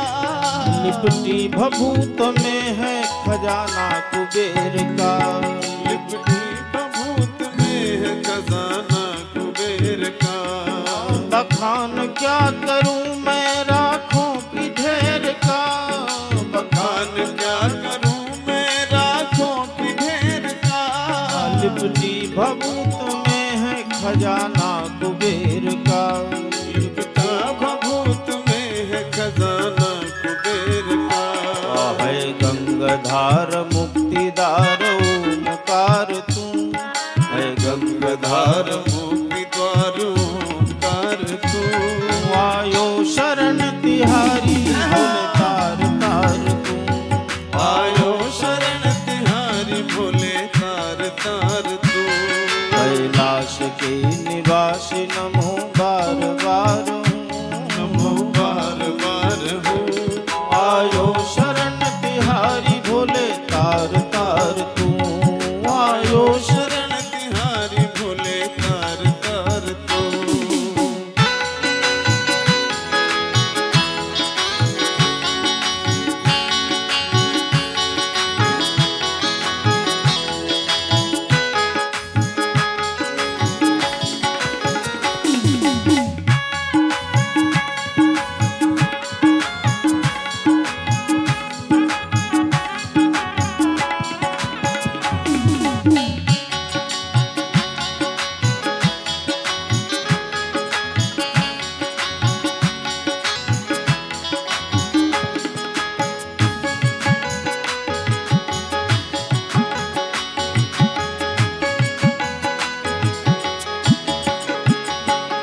क्या क्या नहीं दिया हमें, हम क्या प्रमाण दें, क्या क्या नहीं दिया हमें, हम क्या प्रमाण दें। बस गए हैं त्रिलोक शंभु तेरे दान से, बस गए हैं त्रिलोक शंभु तेरे दान से। क्या क्या नहीं दिया हमें, हम क्या प्रमाण दें, क्या क्या नहीं दिया हमें, हम क्या प्रमाण दें। बस गए हैं त्रिलोक शंभु तेरे दान से, बस गए हैं त्रिलोक शंभु तेरे दान से। जहर पिया अमृत दिया कितना उदार तू, जहर पिया अमृत पिया, जहर पिया अमृत दिया कितना उदार तू। आयो शरण तिहारी भोले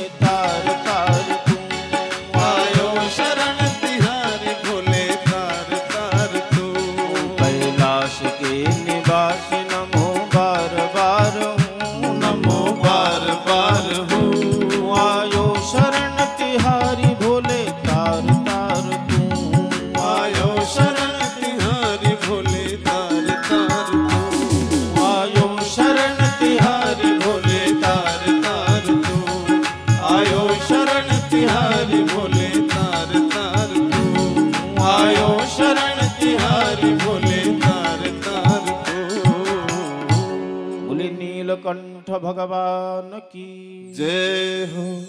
अद्भुत जगत के ऊपर देवताओं के ऊपर शंकर जी का उपकार भया।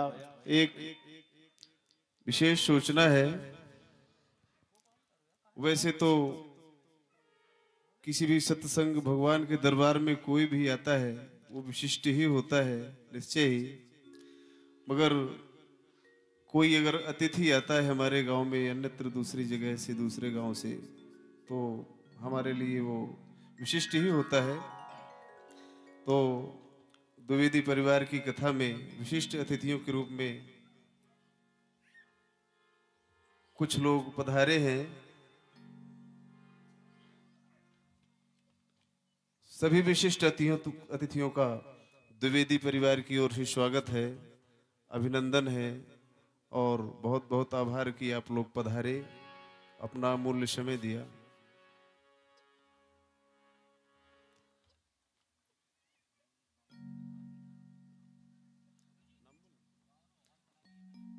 विशिष्ट अतिथियों में आदरणीय श्री छोटे लाल जी शुक्ला मगरौरा से पधारे हैं। आप पूर्व चेयरमैन रह चुके हैं सेवा सहकारी समिति मगरौरा में। और आदरणीय श्री मेवालाल जी शुक्ला आप जनपद सदस्य हैं और रेगामा से भी शुक्ल परिवार की ओर से शुक्ल परिवार पर पधारा हुआ है। सभी विशिष्ट अतिथियों का स्वागत है और आपसे अनुरोध है कि आप मंच पर आए और व्यासपीठ से आशीर्वाद प्राप्त करें।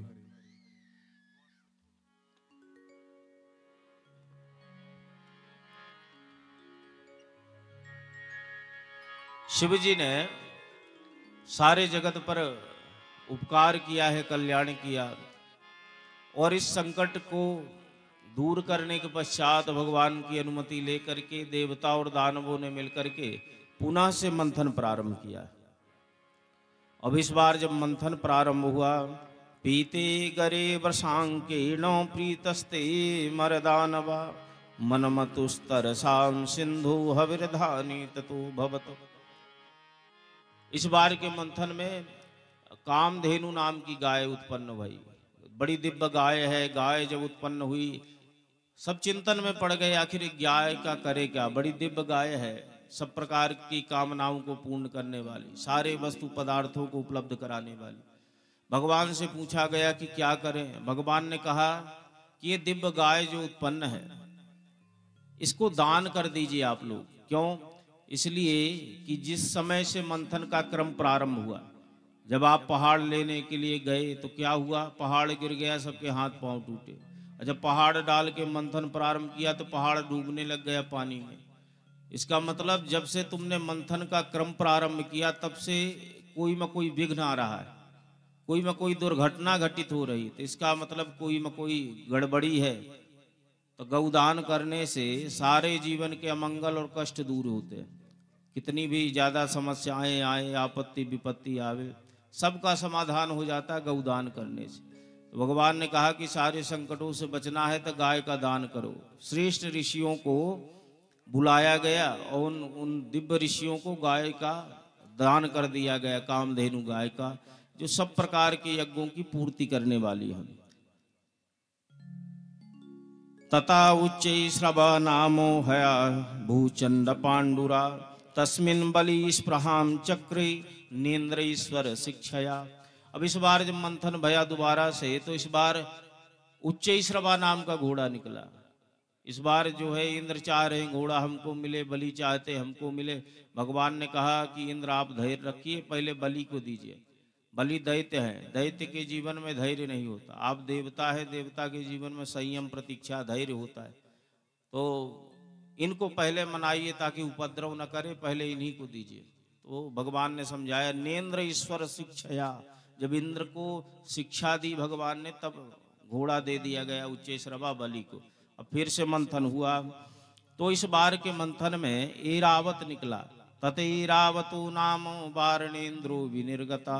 अब इस बार फिर से चाह रहे हैं बलि की हमको मिल जाए।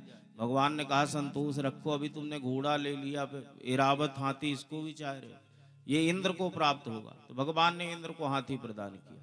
देखिए भगवान जगत को देते हैं, हमें आपको सबको संसार में भगवान ही देते हैं, पर देते कैसे हैं? जितने हम अधिकारी, जितने हम पात्र होते उतना हमको भगवान देते हैं। जिस योग हम होते हैं उस योग्यता के हिसाब से भगवान हमको देखते हैं। अयोग्य को भगवान कुछ प्रदान नहीं करते, जो जिस लायक है। भगवान घोड़ा किसको दे रहे हैं? बलि को दे रहे हैं। घोड़े का नाम क्या है? उच्च श्रवा। उच्च श्रवा माने जिसके कान ऊंचे हो, श्रेष्ठ कान वाला। एक ये सामान्य सा और विशिष्ट। उच्च कहते हैं बड़ाई को, उच्च माने बड़ाई, और श्रवा माने कान। जो अपने कान से अपनी बड़ाई सुनना पसंद करे उसको कहते हैं उच्च श्रवा।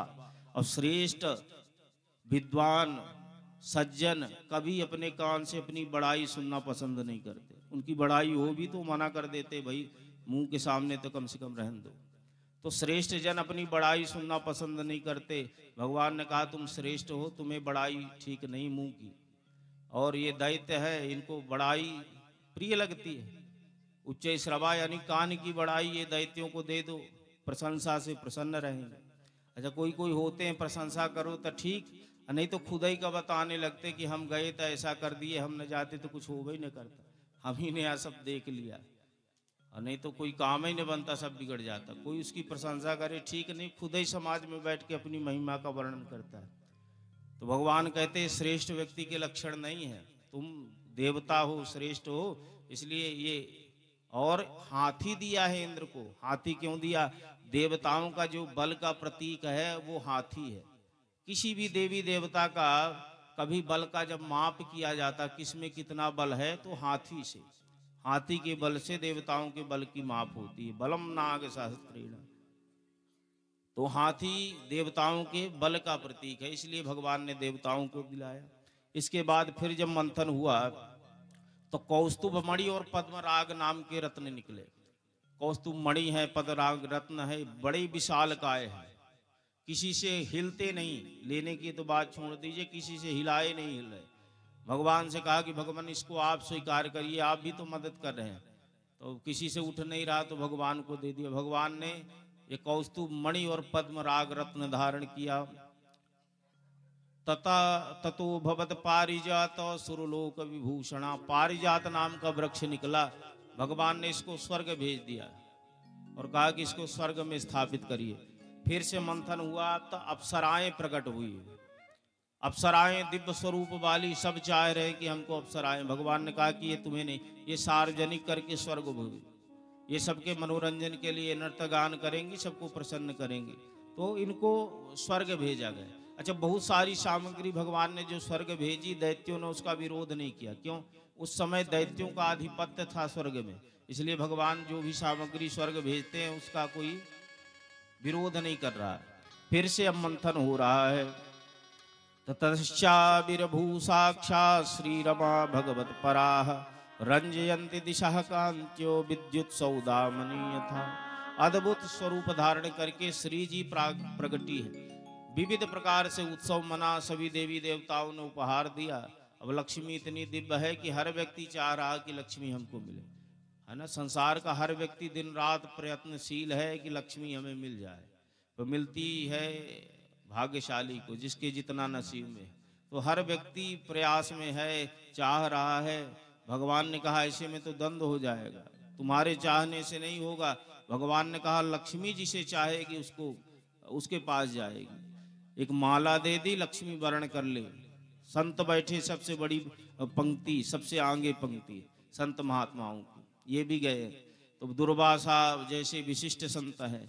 लक्ष्मी जी ने देखा बड़े तपस्वी हैं, बड़े साधक हैं, लेकिन इन्होंने अभी मन पर विजय नहीं पाई। इन लोगों को क्रोध बहुत आता है, बहुत जल्दी जल्दी श्राप दे देते, इनके मन मुताबिक ना हो कोई बात, पता नहीं कब गुस्सा में आ जाए और श्राप दे दे। तो महात्मा ठीक नहीं। शंकर जी को देखा तो भेष अमंगल है, बड़ा दिव्य है, परंतु सांप बिच्छू चिता भस्म लगाए तो भेष इनका ठीक नहीं। ब्रह्मा की आयु बड़ी है, देवताओं में स्वार्थ की अधिकता देखी, रजोगुण विशेष देखा, तो देवताओं को भी लक्ष्मी जी ने स्वीकार कर दिया। सब में कोई कमी देखती है लक्ष्मी जी। जब भगवान नारायण के पास पहुंची तब सब प्रकार से परिपूर्ण थे भगवान। केवल लक्ष्मी की इच्छा नहीं रखते, लक्ष्मी हमको मिल जाए ऐसी इनके मन में कामना नहीं थी। ये देख करके लक्ष्मी बड़ा प्रसन्न हुई। लक्ष्मी कहती है हम उस पर बड़ा प्रसन्न होते हैं जो हमारे प्रति कोई कामना नहीं रखता। हम जितना लक्ष्मी को नहीं चाहेंगे, लक्ष्मी उतना ही ज्यादा हमको चाहेगी। हम जितना ही चाहेंगे कि लक्ष्मी हमें मिले, वो दूर हो जाएगा। तो भगवान नारायण का लक्ष्मी जी ने वर्ण किया। बोलिए श्री लक्ष्मी नारायण भगवान की जय। अब मंथन हुआ, जब लक्ष्मी का वर्ण हुआ तो इस बार के मंथन में वारुणी नाम की देवी निकली है। अताशीद वारुणी देवी कन्या कमल लोचना। कमल के जैसे जिसके नेत्र है, बड़ा दिव्य कटि प्रदेश है, अंग प्रत्यंग सांचे में ढले। इनके रोम रोम से एक रस टपकता है, जैसे ओस में बूंदे इकट्ठा होती हैं, ऐसे इनके शरीर से ओस जैसा कुछ निकलता है। बूंदे इकट्ठी होकर के धरती में गिरती है, बड़ी मादक सुगंधि फैल जाती है। इसको सूंघ करके दैत्य मगन हो जाते हैं। धरती में जो रस टपकता है उसको चाटने लगते हैं, मतवाले हो जाते हैं। भगवान ने कहा ये दैत्यों को दे दो तो पी करके मते रहेंगे। वारुणी माने मदिरा। तो भगवान ने ये दैत्यों को दिया है, कहा कि इसमें किसी का अधिकार नहीं, दैत्यों का है ये। तो दैत्यों को भगवान ने वारुणी दे दी। तो आजकल तो सब ले रहे हैं, पहले भगवान ने केवल दैत्यों को दिया था, ये जो है ये दैत्यों के लिए है। तो हमें आपको जो है तो बचना चाहिए और समझना चाहिए कि ये हमारा नहीं, ये दैत्यों का है। तो इसके सेवन का निषेध करना चाहिए जीवन में, इसको ग्रहण करना उत्तम नहीं होता, क्योंकि ये राक्षसों का अधिकार है। भगवान ने वारुणी देवी राक्षसों को दी। अब फिर से मंथन प्रारंभ होता है। तो इस बार स्वयं भगवान पीतवासा महोरस्क समष्ट मणिकुंडला स्त्रिकुंचित केशांतः सुभगा सिंह विक्रमा। इस बार भगवान स्वयं आयुर्वेद के जो प्रथम आचार्य हुए धन्वंतरी जी, उनका स्वरूप धारण करके हाथ में स्वर्ण कलश, उसमें दिव्य अमृत के साथ प्रगटे हैं। धन्वंतरी तीख्यात आयुर्वेदा दिग्ज भाग। सभी देवगण मिलकर के भगवान का स्तवन करते हुए जयकारी कर रहे हैं। बोले धन्वंतरी भगवान की जय। अच्छा, देवता जयकारी कर रहे थे, दैत्य अवसर तके थे। दैत्य वो अमृत का कलश लेकर के जब तक बंधन हुआ तब तक निकल लिए। अब ये जब भगवान की जयकारी के बाद खाली हुए थे, देखे भगवान खड़े हैं, अमृत कलश है नहीं उनके हाथ। राक्षस भाग रहे हैं लेकर के अमृत कलश, हाथ जोड़ करके कहते कि भगवान आपके भरोसे हमने इतनी मेहनत की अमृत के लिए कि अमृत मिल जाएगा, लेकिन हम परिश्रम बस किए और राक्षस लेकर के अमृत भाग गए। भगवान ने कहा चिंता मत करो, हमारे भरोसे जो काम करता है संसार में उसका काम कभी नहीं बिगड़ता है।